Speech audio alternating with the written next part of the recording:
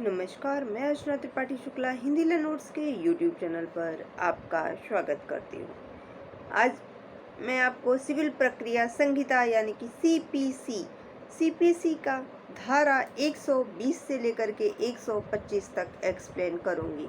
इससे पहले हम आपको धारा 120 तक धारा 119 तक आपको बता चुके हैं। अगर आपको ये धाराएं नहीं समझ में आई हैं या इस धारा में कोई भी आपको दिक्कत है, कोई भी परेशानी है, तो आप जाके कमेंट बॉक्स में कमेंट कीजिए, हम उसको एक्सप्लेन करने की आपको कोशिश करेंगे। आप वीडियो को लगातार देखते रहिए, अंत तक देखते रहिए, और अगर अच्छा लगे तो इसको शेयर और सब्सक्राइब जरूर कर लीजिए, जिससे कि अन्य लोगों को भी इसका लाभ मिल सके। आइए देख लेते हैं सिविल प्रक्रिया संहिता धारा 120 क्या कहती है। तो सिविल प्रक्रिया संहिता सीपीसी धारा 120 के अनुसार जो आरंभिक सिविल अधिकारिता में जो उच्च न्यायालयों के उपबंध हैं उसको लागू न होने की बात बताई गई है। इसके अनुसार धारा 120 के अनुसार धारा 16, धारा 17 और धारा 20 के जो उच्च न्यायालय को उसकी आरंभिक सिविल अधिकारिता का प्रयोग करने में जो लागू नहीं होने के बारे में इसमें बताया गया है कि धारा 16 में, धारा 17 में और धारा 20 में उच्च न्यायालय की जो उपबंध है वो लागू नहीं होंगे। यही धारा 120 में सिविल प्रक्रिया संहिता के धारा 120 में बताया गया है। अब आइए देख लेते हैं कि सिविल प्रक्रिया संहिता धारा 121 क्या कहती है। तो सिविल प्रक्रिया संहिता धारा 121 के अनुसार सीपीसी धारा 121 के अनुसार जो प्रथम अनुसूची के जो नियम है, जो प्रथम अनुसूची में जो नियम है उसका क्या प्रभाव पड़ेगा उसके बारे में इसमें बताया गया है। इसमें यह कहा गया है कि जो प्रथम अनुसूची के नियम है, जो सिविल प्रक्रिया संहिता के अनुसार जो प्रथम अनुसूची के जो नियम है, जब तक कि इस भाग के उपबंध के अनुसार इसको परिवर्तित ना कर दिया जाए, इसको बदल ना दिया जाए, तब तक वह इस प्रकार से प्रभावशील होंगे मानो कि वह संहिता के पाठ में अधिनियमित हों। यानी कि जब तक यह ना बताया जाए कि जो प्रथम अनुसूची में जो भी नियम लिखे गए हैं वे बदल दिए गए हैं, परिवर्तित कर दिए गए हैं, जब तक उन नियमों के बारे में कोई अधिसूचना नहीं जारी की जाती है तब तक वह नियम वैसे ही प्रभावशील होंगे जैसे कि मानो वह संहिता में ही लिखे गए हों। ठीक है, यही धारा 121 में बताया गया है। सिविल प्रक्रिया संहिता धारा 122 क्या कहती है, यानी कि सीपीसी की धारा 122 क्या कहती है। तो सीपीसी की धारा 122 के अनुसार जो नियम बनाने की जो उच्च न्यायालय की शक्ति है उसके बारे में बात की गई है कि उच्च न्यायालय की क्या शक्ति है, उच्च न्यायालय कैसे नियम बना सकता है, इसके बारे में सिविल प्रक्रिया संहिता धारा 122 बात करती है।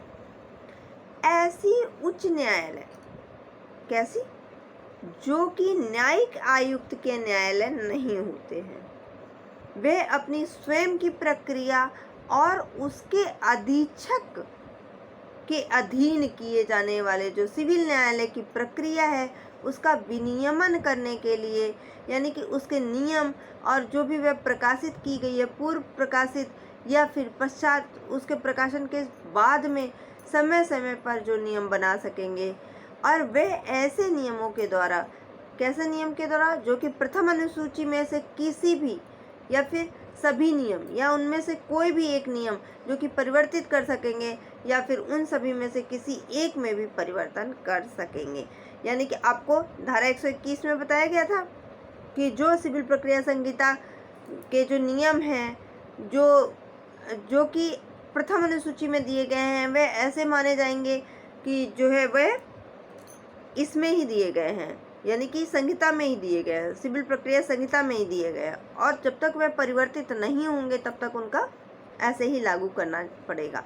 वही धारा 122 में ये कह दिया है कि उच्च न्यायालय चाहे तो उसे परिवर्तित कर सकता है, वो सभी नियम परिवर्तित कर सकता है जो प्रथम अनुसूची में दिए गए हैं, या फिर उनमें से कोई एक नियम भी परिवर्तित कर सकता है, या फिर कोई भी कुछ भी मतलब उसमें परिवर्तन ला सकता है। कौन ला सकता है? उच्च न्यायालय ला सकता है। किसमें?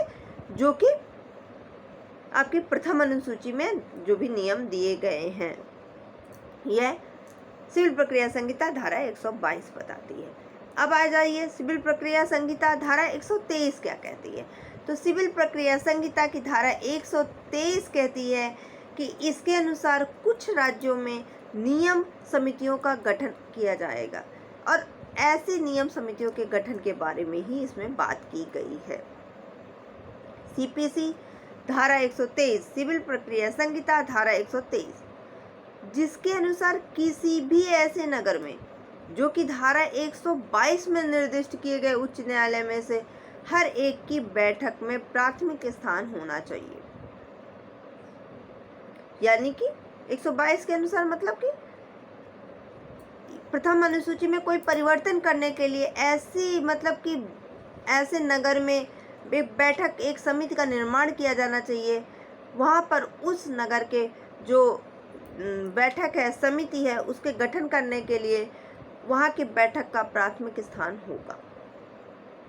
इसमें एक समिति का गठन किया जाएगा और उसका जो नाम है वह नियम समिति होगा, और ऐसी हर एक समिति निम्न व्यक्तियों से मिलकर बनी होगी। बात समझ में आई? यानी कि बैठक होगी वहाँ पर उच्च न्यायालय के द्वारा, और उसमें एक समिति का गठन होगा, और जो समिति है वह नियम समिति होगी। क्यों? क्योंकि वह नियम पर ही कार्य करेगी, और ये निम्न व्यक्तियों से मिलकर बना होगा। कौन कौन सी व्यक्तियों से मिलकर के बना होगा? नगर में जहाँ ऐसी समिति का गठन हुआ है जो कि स्थापित उच्च न्यायालय के 3 न्यायाधीश, जिनमें से एक ऐसा होगा। उच्च न्यायालय के 3 न्यायाधीश होंगे, जिनमें से एक न्यायाधीश जो है वह जिला न्यायाधीश या फिर खंड न्यायाधीश के रूप में 3 साल की सेवा उन्होंने दी होगी, या फिर जो विधि व्यवसाय जिसका नाम उच्च न्यायालय में दर्ज हो, या फिर उच्च न्यायालय के अपने अधीनस्थ सिविल न्यायालय का कोई एक न्यायाधीश होना चाहिए, या फिर ऐसी हर समिति के सदस्य जो कि उच्च न्यायालय के द्वारा नियुक्त किए जाएंगे, उनके सदस्यों में से एक को सभापति निर्देशित करेगा। कौन करेगा? उच्च न्यायालय निर्देशित करेगा। उच्च न्यायालय जो है उस समिति का गठन कर रहा है, और उच्च न्यायालय ऐसे न्यायाधीश को निर्देशित करेगा। किसके रूप में? सदस्य के रूप में, सभापति के रूप में। ऐसे किसी भी समिति का जिसमें कि हर एक सदस्य जो है वह ऐसी अवधि के लिए पद धारण करेगा जो कि उच्च न्यायालय के द्वारा निमित्त और वित्त किया जाएगा। यानी कि उच्च न्यायालय बताएगा कि आपको भैया कितने दिन के लिए पद धारण करना है, और कोई भी सदस्य सेवानिवृत्त हो जाएगा, या फिर वह पद त्याग करेगा, या फिर उसकी मृत्यु हो जाएगी, तो ऐसी दशा में उच्च न्यायालय उसके स्थान पर अन्य व्यक्ति को चुन लेगा। यह धारा 123 कहती है। अब धारा 124 क्या कहती है? सिविल प्रक्रिया संहिता धारा 124 के अनुसार उच्च न्यायालय के रिपोर्ट को बताया गया।